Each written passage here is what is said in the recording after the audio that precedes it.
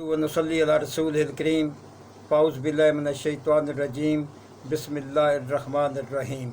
हमारा आज का व्लॉग 3 ख़बरों पर मुश्तमिल है।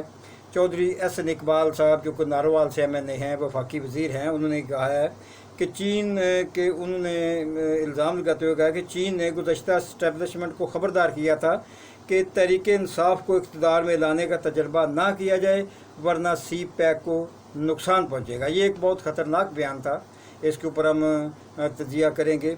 इसके अलावा दूसरी खबर यह है कि यूरोपीय यूनियन ने एक वीडियो बयान में पाकिस्तान के में माहौलियाती आलूदगी, मजदूरों के हकूक़ और गवर्नेंस वगैरह में बेहतरी लाने के अलावा उन्होंने ये कहा है कि पाकिस्तान में PTI के ऊपर जो क्रैकडाउन किया गया है और जो बुनियादी इंसानी हकूक़ हैं उनकी जो पामाली जिस तरह से की जा रही है, जिस तरह PTI के कारकुनों को गिरफ़्तार किया जा रहा है, इस पर यूरोपीय यूनियन ने तशवीश का इजहार किया। इसके ऊपर भी हम तफसील से बात करेंगे।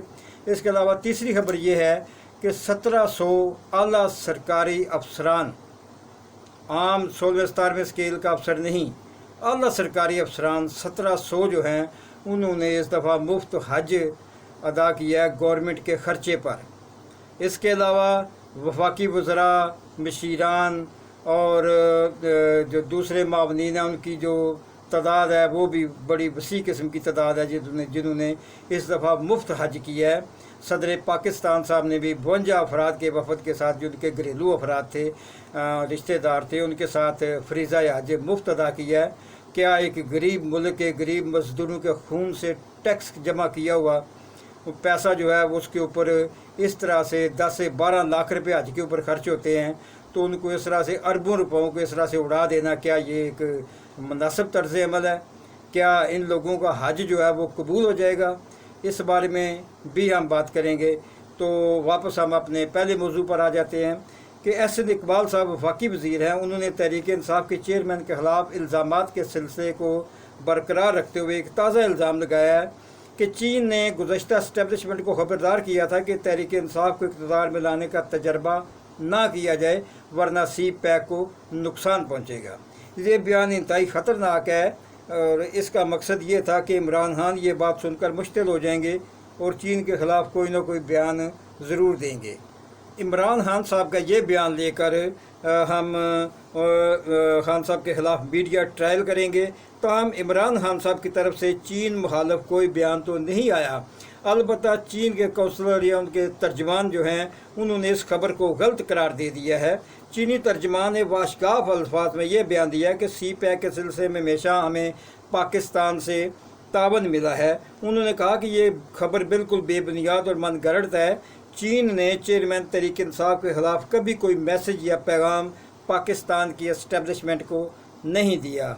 अब एहसन इकबाल साहब को अपने गिरबान में झांकना चाहिए कि उनका क्या मुकाम है। यूरोपीय यूनियन ने अपने एक वीडियो बयान में पाकिस्तान में माहौलियाती आलूदगी, मजदूरों के हकूक़ और गवर्नेंस में बेहतरी लाने पर जोर दिया है।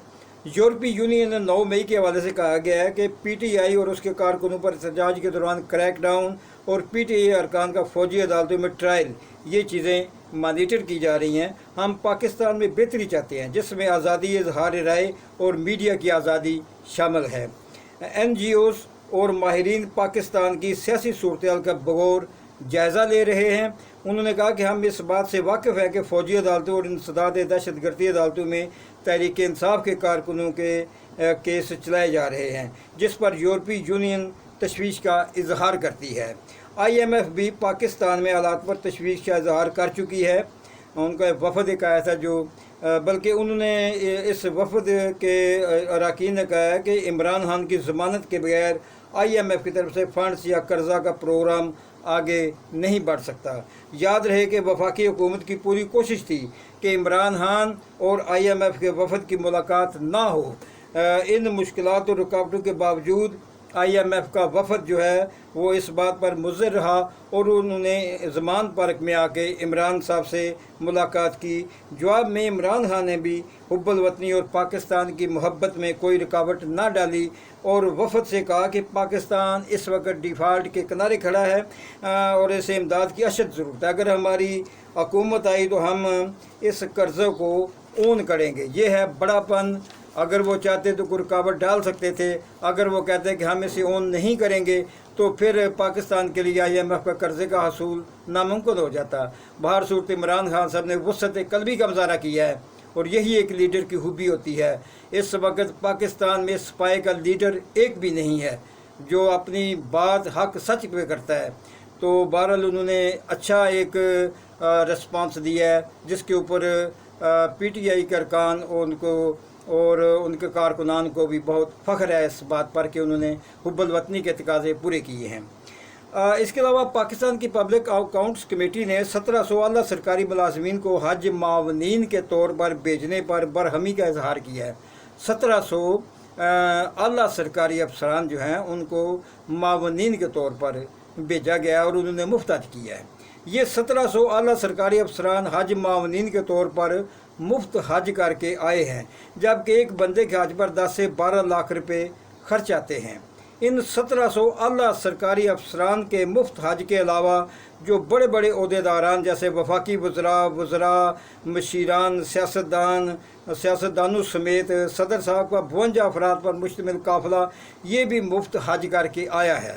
اس مفت حج اسکیم کے تحت جو فریضہ ادا کیا گیا ہے وہ پاکستان کے غریب عوام کا خون نچوڑ کر ادا کیا گیا ہے۔ ایک طرف مزدور دن بھر کی مزدوری کے بعد 3 وقت بچوں کو روٹی کھلانے سے معذور ہے، ایک طرف وہ ریڑھی والا مزدور اور پھل فروش جو ہے وہ دن بھر کی سبزی یا پھل بیچتا ہے اور بیوی بچوں کی بمشکل کفالت کر رہا ہے، تو دوسری طرف ان حکمرانوں کی عیاشیاں ہیں کہ اربوں روپے مفت حج پر لگا دیے ہیں۔ اس مفت حج کرنے والوں کو بھی اس بات کا احساس ہونا چاہیے تھا کہ انہوں نے پاکستان کے مزدور، ریڑھی بان اور سبزی فروش اور دوسرے غریب مزدوروں کا خون بیچ کر، خون پی کر یہ حج ادا کیا ہے۔ سیکریٹری مذہبی امور نے بتایا کہ 100 حجاج اکرام کے ساتھ ایک معاون ہوتا ہے، 100 حجاج اکرام کے ساتھ ایک معاون ہوتا ہے۔ چیئرمین کمیٹی نور عالم صاحب نے کہا ہے کہ ان 1700 افراد کی لسٹ اور VIP شخصیات جنہوں نے مفت حج کیا ہے کی تفصیلات اخبارات میڈیا پر پبلش کی جائیں گی تاکہ اس ملک کے غریب ٹیکس دہندگان بھی دیکھ سکیں کہ ان کے خون پسینے کی کمائی سے کن کن اعلیٰ ترین عہدوں پر براجمان افسران اور حکومتی وزراء، اعلیٰ عہدیداران اور سیاسی لیڈروں نے مفت حج کر کے مفت حج کو انجوائے کیا ہے۔ پنجاب اور KP میں الیکشن کے لیے 21 ارب روپے وفاقی حکومت نے نہیں دیے تھے، جبکہ دوسری طرف اشرافیہ پر اربوں روپے حج کے اوپر لٹا دیے گئے ہیں۔ اس پر اعلیٰ عدلیہ، اسٹیبلشمنٹ، FIA اور دیگر مقتدر حلقوں کو بھی ایکشن لینا چاہیے اور اس کے خلاف عام عوام کو بھی صدا بلند کرنی چاہیے کہ کیوں اس ڈیفالٹ کے کنارے کھڑے ملک کے اربوں روپے اعلیٰ سرکاری افسران، اعلیٰ حکومتی عہدیداران، وزراء اور مشیران پر مال مفت سمجھ کر لٹا دیے گئے ہیں۔ تو یہ ہمارا آج کا پہلا ویلاگ ہے۔ اس کے بعد انشاءاللہ جو بھی پروگریس ہوگی اس کے اوپر دوسرا ویلاگ بھی جو ہے وہ تقریباً شام کے 4-5 بجے تک میں دوں گا۔ جو آج کی اب تک کی اہم خبریں تھیں وہ آپ کے سامنے پیش کر دی ہیں، ان کی تفصیلات بھی پیش کر دی ہے۔ کائنڈلی آپ میرے اس چینل کو سبسکرائب کریں اور لائک کا بٹن دبا دیں۔ بہت شکریہ۔ السلام علیکم۔